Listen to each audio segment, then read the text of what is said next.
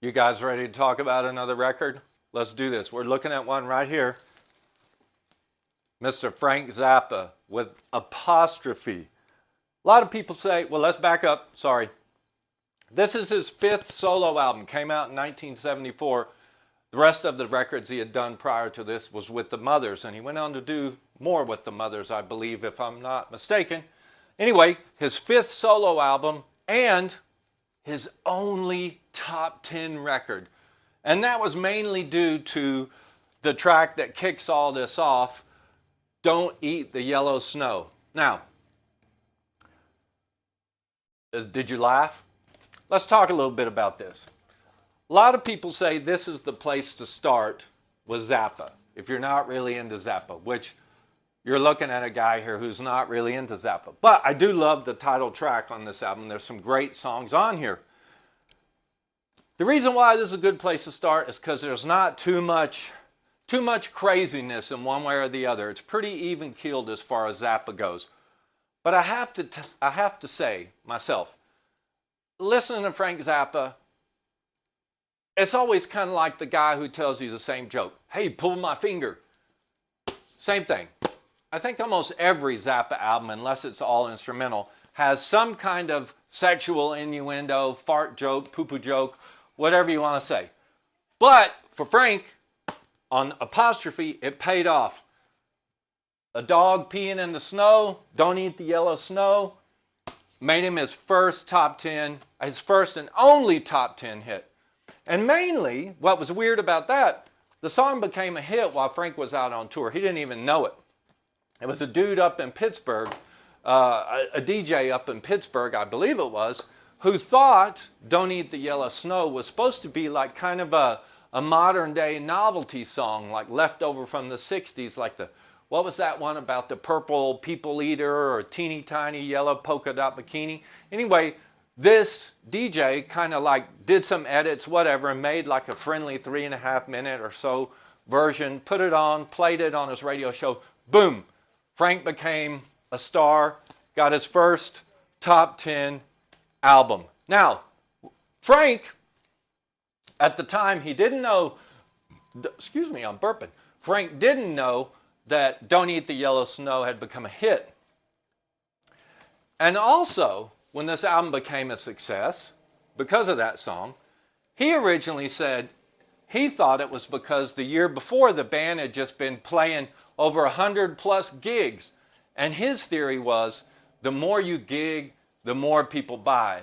So he thought this paid off and made this a hit. I have another theory.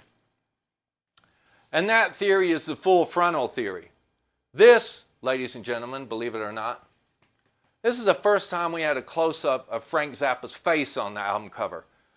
He himself said a lot of people knew his name and maybe his face, but they didn't really know his music. So this would probably be the introductory to finding out what his music was like.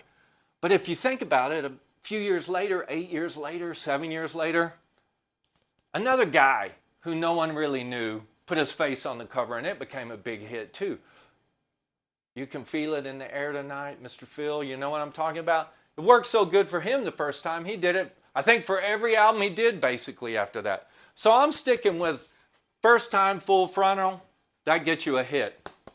And it worked with Frank. Let's talk a little bit about what's going on with this.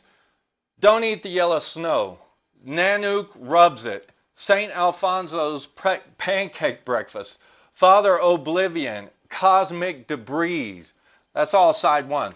Basically, side one is a concept, makes for half a concept album where Frank supposedly had a dream that he was an Eskimo whose name was Nanook.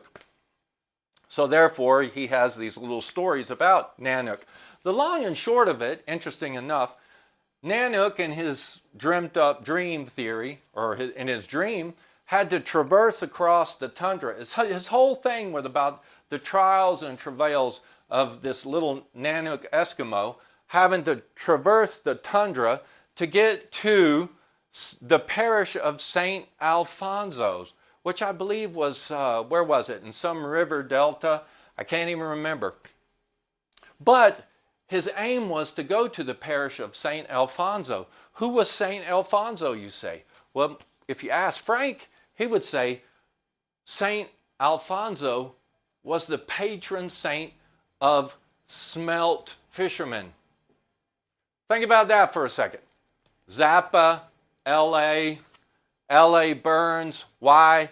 Saving the fish. What fish? Smelt. Is that irony or what? Frank always had irony. But anyway, let's go to side 2. Extra centrifugal fours, Apostrophe, great tune, Uncle Remus, and Stinkfoot. Of course, you can tell by the titles, there's silliness, pull my finger, like I said. But let's just mention a few things about this. Had some jazz heavy hitters on here. He had George Duke on this record and Jean-Luc Ponty.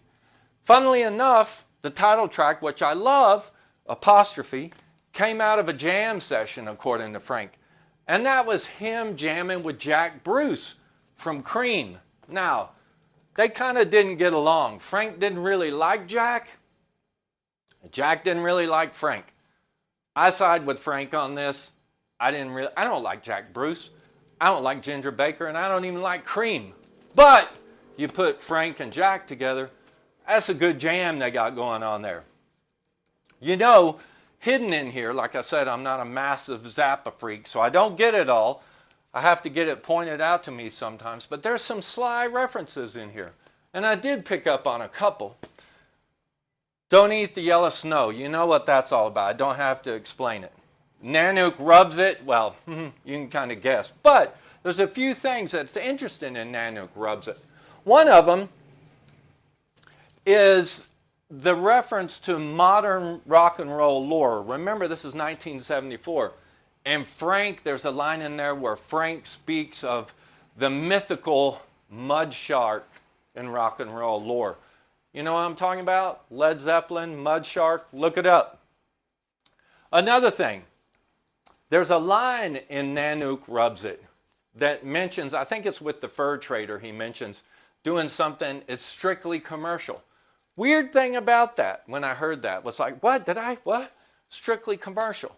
Strictly Commercial was also the name of kind of like, I think it was one of the first best ofs of Frank Zappa that Ryko put out. It was a few years, I think 2 years after Zappa died in 93. That record came out in 95. It's Ryko called Zappa Strictly Commercial. Well, didn't last long because Frank's widow, Grace, sued Ryko over that, and they withdrew the record. So if you have it or you see it, buy it because it's rare. You don't see a lot of copies around.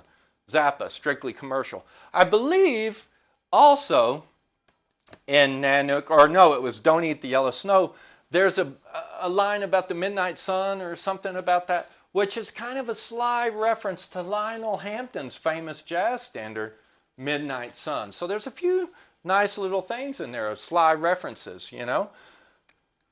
Got to tell you this, a few more bits, and then we'll run. St. Alfonso's pancake breakfast. What the heck, right? St. Alfonso, patron saint of smelt fishermen, according to Mr. Zappa. But why did he write that song? Well, supposedly when they were recording or in the sessions to record this, or on the road, I should say, Zappa and the guys would stay up late watching sci-fi movies on TV. And he kept noticing this one commercial from Imperial Margarine. And he hated the commercial where this little kid has a crown on his head and starts eating a bunch of pancakes. He said he got to the point where he was like, feeling sick and having to turn his head. He just hated it so much that it inspired him to write a song. As does the closer on side 1, Cosmic Debris. That's about gurus. And Frank thought it was pretty pathetic how these guys in the West, especially if you live in LA or on the West Coast, always buying into this new age stuff and these gurus and stuff. And Frank thought, no, you guys are being had. Zappa said he likes to write how he feels and about things that interest him. And he tried to give an honest opinion. And he said, when it comes to gurus, thumbs down, bite it, he said. They bite it. That's what that's about. Is this the place to start for Zappa? A lot of critics say it is. I think it was actually, if I think about it, where I started was Zappa. And I haven't gotten very far. I do have a favorite Zappa album, and that is Zoot Allure. But this is where you start, supposedly. His only top 10 album. Great track, which is the instrumental title track, Apostrophe. Lots of poo-poo, pee-pee jokes, titty jokes, whatever you want to say, in this album, as well as every other Frank Zappa album out there. But I have to say, one of the things when I was reading about this that did make me laugh, there was a reviewer who, at the end of every review, and I don't remember where it was from, kind of like a wine app or reviewer or wine magazine, a recommendation of pairs well with. And this reviewer said, pairs well with, what does Zappa pair well with? This reviewer said, he was drinking a lemonade with an old tea bag in it. I'm sure there's better accompaniments, maybe grass even, but Zappa wouldn't approve. But I'm sure it would be a laugh riot, he said. Anyway, Frank Zappa, Apostrophe, the place to start. First time Frank put his face on a record.